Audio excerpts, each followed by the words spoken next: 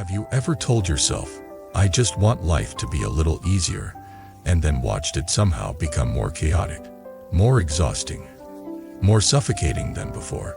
Have you ever tried not to think about something that hurts? Tried to distract yourself? Tried to pretend it does not matter, only to find that the same pain returns later in a harsher, sharper form? Welcome back to the channel, my friend. I am really glad you are here. Today we are going to talk about a subject that every human carries inside, but many try to avoid: pain. Not just physical pain, but emotional heaviness, heartbreak, loneliness, shame, disappointment, the silent pressure in your chest when you are alone at night. And more specifically, we are going to talk about how you relate to that pain. The original article behind this video makes a simple but very direct point: wanting to get rid of suffering is natural, but believing you can escape it by looking away is an illusion.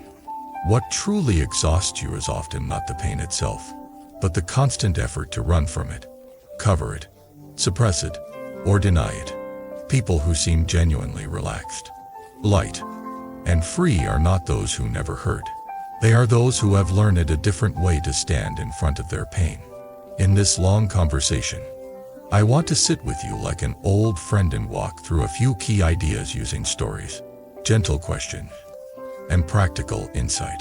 We will look at how escape makes pain grow into rest, how a narrow heart makes small problems feel like the end of the world, how breakdowns and long nights of tears can actually be your soul knocking on the door saying, it is time to upgrade, and how turning around to face pain can transform it into clarity, strength, compassion, and a new beginning.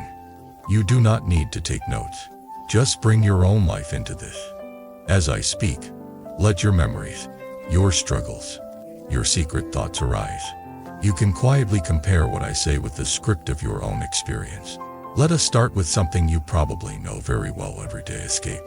Think about how you usually avoid what hurts. Maybe you come home from a draining day, and instead of feeling what is happening in your body and heart, you automatically pick up your phone and fall into endless scrolling. Maybe you open the fridge again and again, not because you are hungry, but because chewing something distracts you. Maybe you stay up until 3 in the morning watching videos, not because they are so meaningful, but because you do not want to lie in the dark and hear your own thoughts. On the surface, all of this looks harmless. Everyone does it. In fact, it can bring a kind of instant relief. When you laugh at a funny clip or get absorbed in someone else's drama, you temporarily forget your own. It feels like putting a warm blanket over a cold floor. But under that blanket, the floor has not changed. The unpaid bills are still unpaid. The unresolved conflict is still unresolved. The deep loneliness is still sitting quietly in the corner. Your body still remembers every emotion you refuse to feel. Pain is not like a message you can delete. It is more like a letter you refuse to open. You can hide it in a drawer, but as long as it is not read and understood, it is not finished. And the longer it waits, the more weight it carries. A small sadness that you could have processed in one evening becomes a habit of low mood after a few months of pushing it away. A small conflict you could have resolved with one honest conversation turns into years of silent distance. A stress you could have eased with rest and help becomes illness after years of pretending you are fine. It is like borrowing money from your future self. Every time you say, I will deal with this later, and run into distraction instead, you are taking a loan. The longer you delay, the more emotional interest builds up. One day, your future self wakes up surrounded by demands, anxiety, panic, sudden rage, numbness, random tears, insomnia. That future self is the one who whispers, I am so tired, and does not even know why. Many people think I am tired because life is difficult. That is partly true. Life does bring real challenges. But another, quieter truth is that we are exhausted because we are constantly spending energy to push pain away. Just like holding a beach ball underwater. You can do it for a while, but your arms shake. You cannot relax, and the ball is always there, waiting to shoot back up. Let us make this more concrete with a story. Imagine a woman named Emma. She works in a busy office. Her boss is demanding. Her colleagues are competitive, and she often feels overwhelmed. One day, she makes a mistake in a report and is criticized harshly in front of others. She feels ashamed and hurt. That evening, she has two possible paths. One path is to go home, sit quietly even for 10 or 15 minutes, and actually feel what happened. She might let herself cry, admit that really hurt, notice old memories of being scolded as a child, write in a journal, talk honestly with a trusted friend, or simply breathe slowly until her body calms down. The other path is to pretend it did not affect her. She tells herself it is no big deal. Whatever, I do not care. She orders greasy food, turns on a show, scrolls through her phone, and goes to bed at 2 in the morning, still wired. In the first path, the pain is faced, touched, moved through. In the second, it is frozen and stored. The event is the same. The difference lies in her willingness to be present. If Emma chooses escape repeatedly, over months and years, all of these frozen emotions accumulate. One day she might explode at a small comment from a colleague, and even she will be surprised by the intensity of her reaction. Or her body may begin to speak migraines, stomach issues, constant fatigue. She might say, I do not understand. I am just unlucky. But, in reality, her system has been trying for a long time to process everything she refused to feel. You may see yourself in Emma. Most of us do. The point is not to judge her or yourself. The point is to realize that running away feels like rest in the moment, but creates heaviness in the long run. So why do we choose escape so often, even when part of us knows it does not truly help? One big reason is that our heart, our inner capacity, is too small at the moment. When your inner space is narrow, even a slight discomfort floods you. It is like living in a tiny room. A small chair already makes it crowded. In a tiny inner room, a single criticism feels like proof of total failure. A small argument feels like the end of the relationship. One bad day feels like a wasted life. If your heart is cramped, you cannot hold your feeling. They overwhelm you. So naturally, you want to push them away. On the other hand, when someone has spent years expanding their heart through reflection, spiritual practice, compassion, and honesty, the same events land very differently. They still feel pain, but it does not fill the entire sky. They can say, yes, this hurts, and at the same time, I know this is one moment in a larger story. Think of a glass of salt water.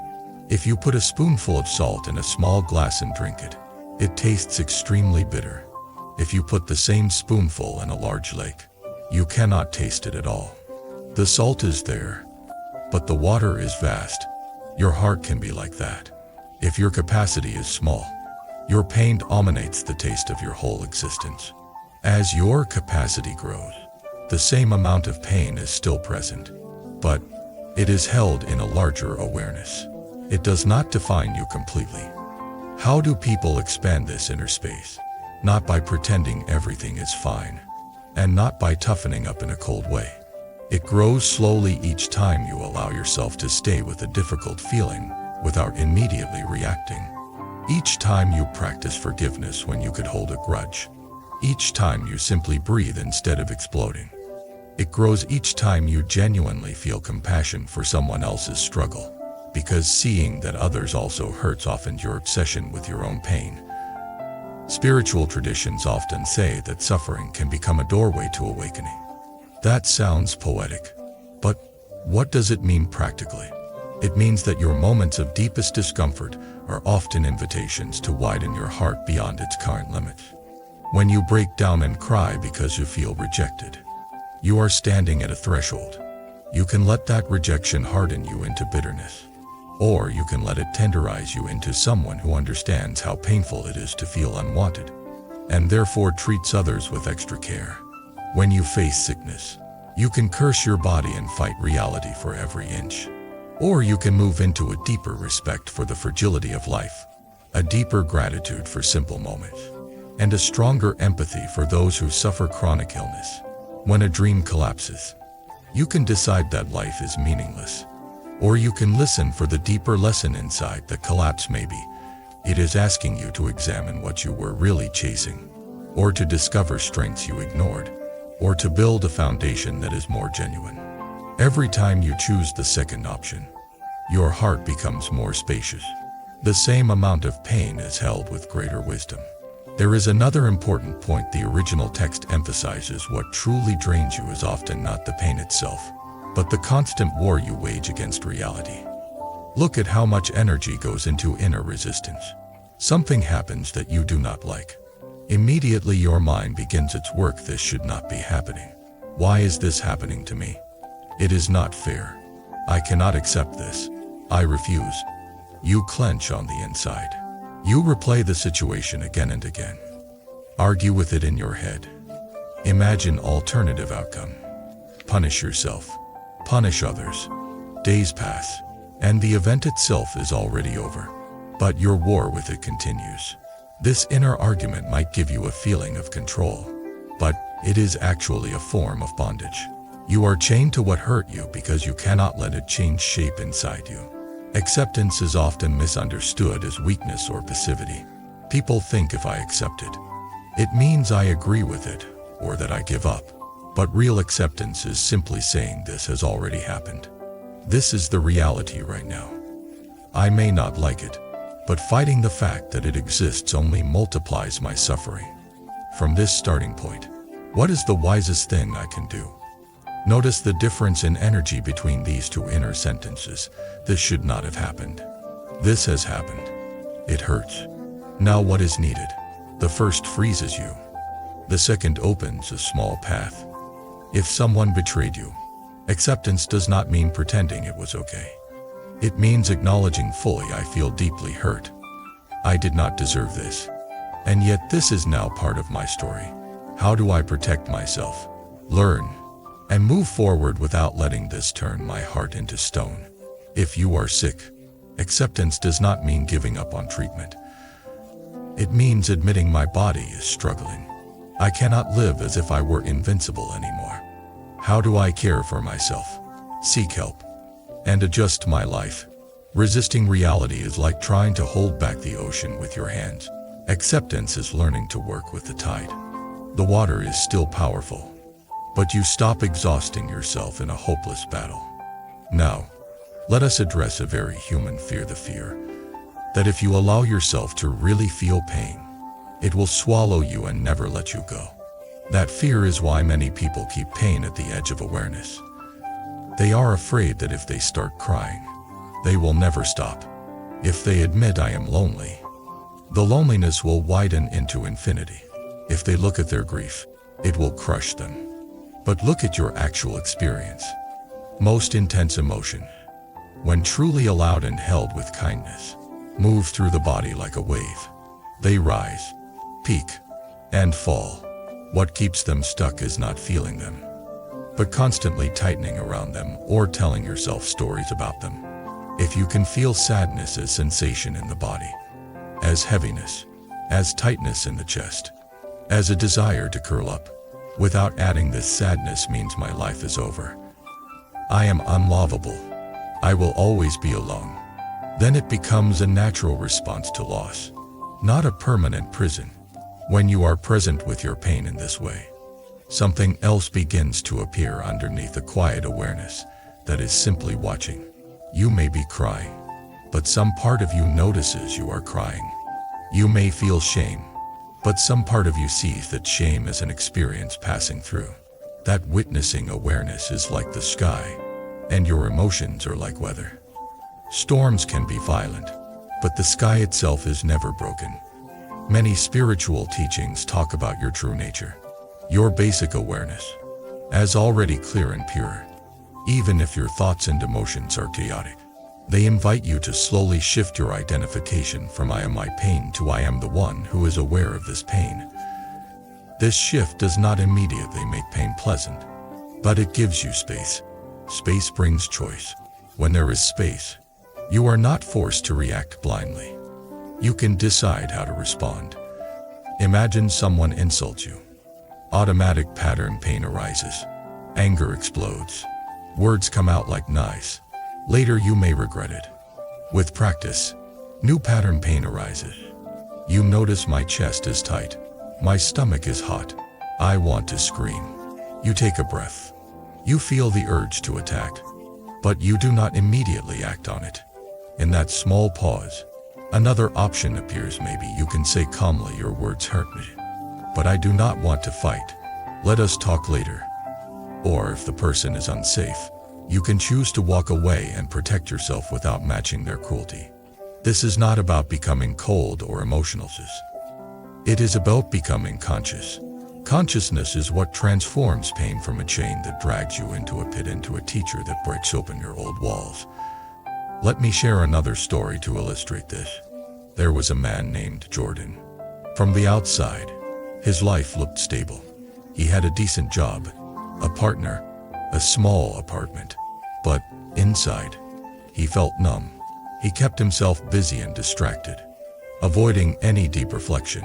One year, everything seemed to collapse at once. His partner left, saying, "I feel like I do not really know you.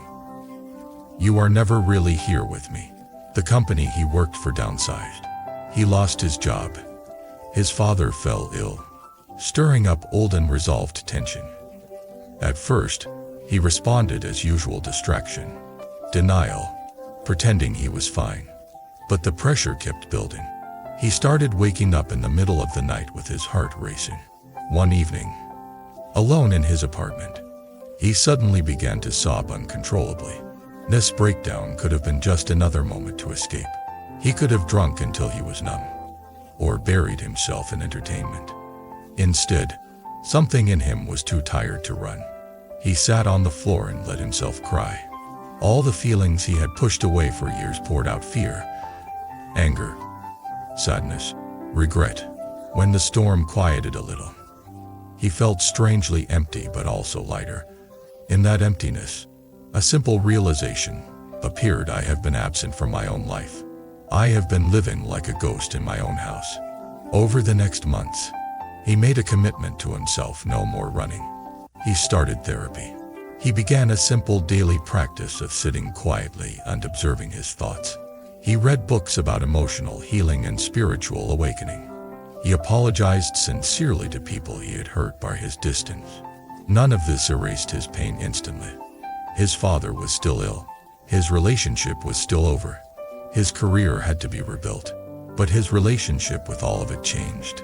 Instead of treating pain as an enemy attacking from outside, he saw it as a messenger pointing at unresolved places inside. Slowly, his inner space widened. He discovered that beneath his numbness was a deep sensitivity. Beneath his fear of conflict was a longing for genuine connection. Beneath his anger at life was sorrow about all the times he had betrayed himself. Years later, people who met him could sense a depth in his presence. He listened better, loved more honestly, worked with more meaning. When he spoke about his difficult season, he did not glorify it, but he said it was the worst and best thing that happened to me. It broke my old shell. Without that pain, I would still be half asleep. This is what it means when people say pain can become power, or wounds can become wisdom. They do not mean you should seek suffering. They mean that when suffering comes, and it always does at some point, you have a choice. You can either harden and deny, or soften and learn. Another angle we need to look at is karma, or cause and effect. Often, when we hurt, we focus only on the obvious event, that breakup, that betrayal, that failure. But if you look more carefully, you will see that most painful situations are made up of many smaller causes over time. A relationship that explodes in one dramatic fight is usually the result of many unspoken resentments, many moments of avoidance, many times when tiny pains were not addressed.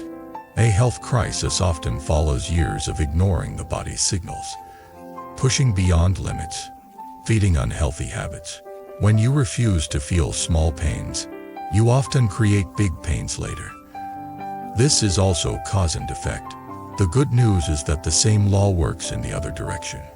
When you begin to be honest with yourself, to feel your emotions as they arise, to have uncomfortable but truthful conversations, to rest when tired, to ask for help, to apologize when you are wrong, you are planting small causes of future ease. The truly relaxed people you sometimes envy are very often those who have already done this work earlier. In private. They have cried in private, reflected in private, changed their behavior in private. They did not become light by accident. They became light by repeatedly choosing not to store more and more unresolved pain. It is also important to say this clearly: pain itself does not make you noble. Your response to pain is what shapes your character. Two people can go through similar losses. One becomes bitter and cruel. The other becomes compassionate and wise. The event is equally tragic. The inner work is different. You do not have to pretend your suffering is beautiful. You can be honest: it hurts. It feels unfair. It is confusing. At the same time, you can ask, how do I want this to shape me? What kind of person do I want to be when I look back on this season?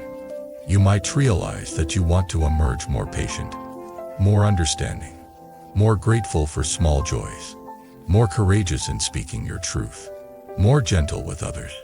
That intention becomes a compass. Even if you stumble, you can return to it. Let us also talk about the deep exhaustion many people carry today. Maybe you say, I am tired more than any other sentence. Tired when you wake up. Tired at work. Tired at gatherings. Tired even when you are lying down. Sometimes the body is truly physically exhausted and needs medical care or lifestyle change. But very often, the tiredness is more existential. It is the tiredness of a heart that has been running for too long. Running from pain. Running from responsibility. Running from honest self-reflection. Running from difficult conversations. Running from the truth of your own needs. Running from your spiritual question. Running from mortality. You might be lying in bed, but inside, you are sprinting. Imagine how it would feel to stop. To sit down on the inner ground and say, okay, I surrender. Not in the sense of giving up on life, but in the sense of no longer fighting what is already true. I am scared. I am hurt. I am confused. I feel lost. And instead of covering this with noise, I will allow myself to feel it and seek real help. That kind of surrender is not weakness. It is the beginning of real strength. It is the moment you stop pouring energy into avoidance and start pouring it into healing. In spiritual language, this is often the point where real practice begins. When you are comfortable, practice can be just a concept or a performance. When you are broken open, practice becomes a necessity. Maybe for you, practice looks like meditation. Sitting quietly and watching your breath so your nervous system can calm down and your awareness can grow. Maybe it looks like writing each night, letting your feelings spill onto paper instead of swallowing them. Maybe it looks like therapy, spiritual guidance, or honest talks with someone wise. Maybe it looks like prayer, asking for support beyond your own ego. Whatever form it takes, true practice always includes facing reality. It asks you to bring awareness to your pain, your stories, your fears, instead of hiding from them. It invites you to see your life not as a series of random accidents, but as a field of lessons, chances to grow in wisdom and compassion. Over time, as you practice in this way, you will notice changes that are subtle but profound. You still hurt when things go wrong, but you bounce back faster. You still cry when you lose someone, but you no longer feel that your life is meaningless. You still face uncertainty, but you are less terrified of it. Most importantly, you start to notice that your pain connects you to others instead of isolating you. You realize that everyone you meet is carrying invisible burden.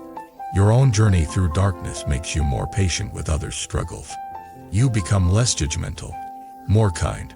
That is where pain truly becomes a doorway into compassion.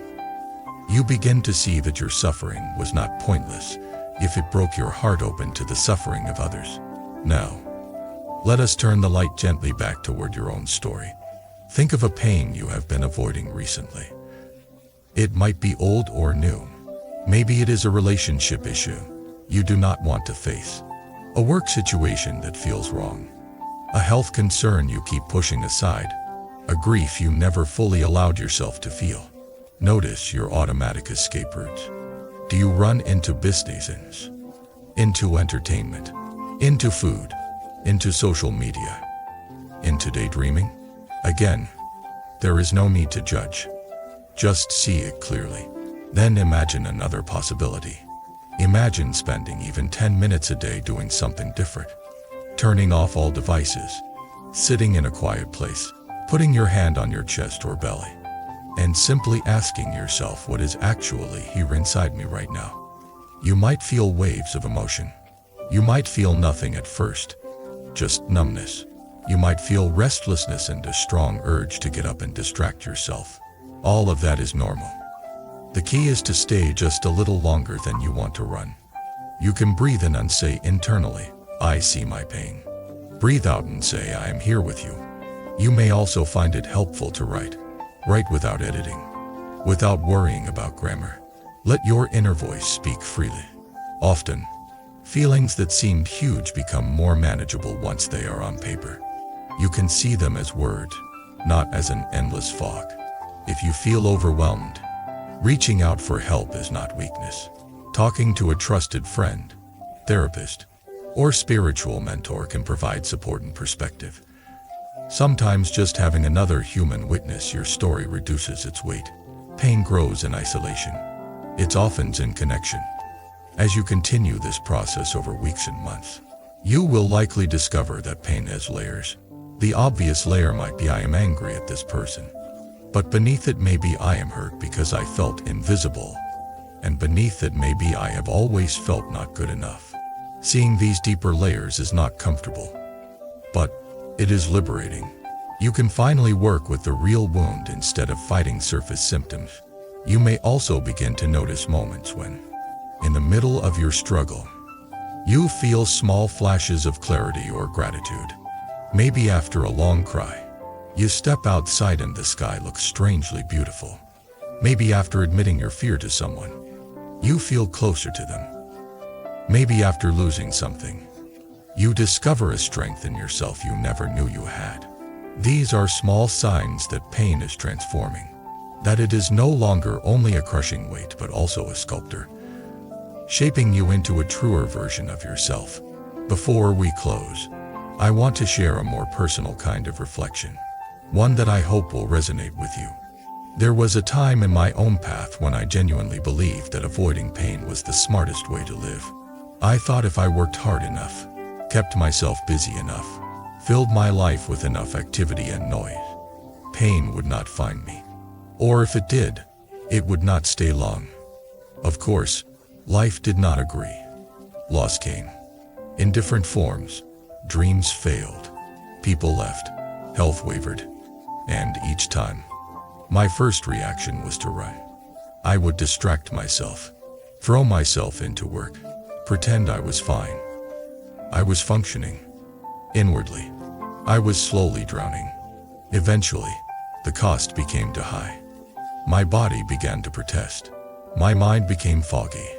I felt hollow, like a person made of thin glass. It scared me enough that I had to stop. That stopping was not graceful. It looked more like collapsing.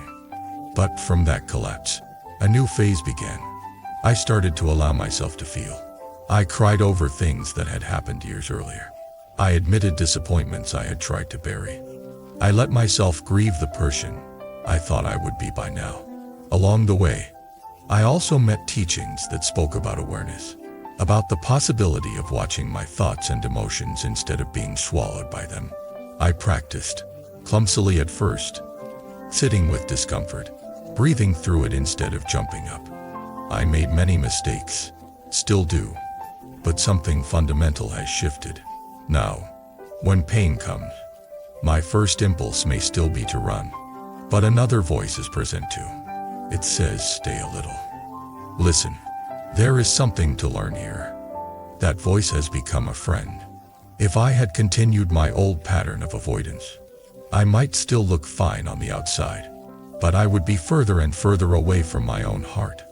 I would be more rigid, more judgmental, more afraid. By facing pain, I have become more human, more compassionate, more real. I share this not to make it about me, but to say this: if you are in a season where pain feels overwhelming and you are tempted to escape, you are not alone. Many have been there. Many have found their way through, not by finding a secret exit, but by walking more honestly. Your pain is not proof that you are broken beyond repair. It is proof that you are alive, that you care, that some part of you still believes life could be different. That belief itself is precious. So, my friend, as we finish this long talk, I want to ask you gently: are you willing to stop running? Even a little. Are you willing to turn toward your pain with curiosity instead of only fear? Are you willing to let this difficult chapter become a turning point rather than just a scar? If your heart whispers even a small yes, that is enough for now.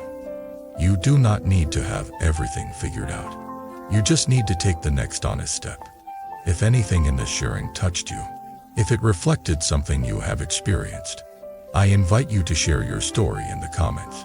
You might talk about a time when avoiding pain made life heavier, or about a moment when you finally faced something and felt unexpectedly lighter afterward. You might share what practices or perspectives have helped you walk through hard seasons. Your story, your words, may be exactly what someone else needs to hear tonight when they feel like giving up. And if you want to continue this journey of awakening, wisdom, cause and effect, compassion, inner practice, and destiny together, please support this channel. You can subscribe, turn on notifications so you do not miss future deep dive videos. Click like if this content helped you, and leave a comment with your reflections.